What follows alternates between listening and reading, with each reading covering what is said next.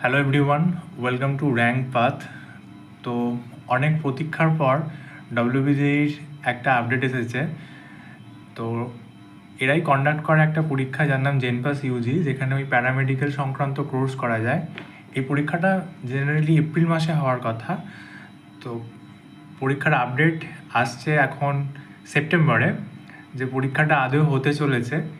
এবং এই সম্পর্কিত ইনফরমেশনের জন্য এখানে একটা টাইম টেবিল এরা প্রকাশ করেছে, যে পরীক্ষাটা অনলাইন অ্যাপ্লিকেশানের সময় বেঁধে দিয়েছে 8 তারিখ থেকে 16 তারিখ পর্যন্ত, অর্থাৎ এখানে 8 দিন সময় দিয়েছে, এক সপ্তাহ। এবং এক্সামিনেশনটা ফাইনালি হতে চলেছে 18/10/2025-এ।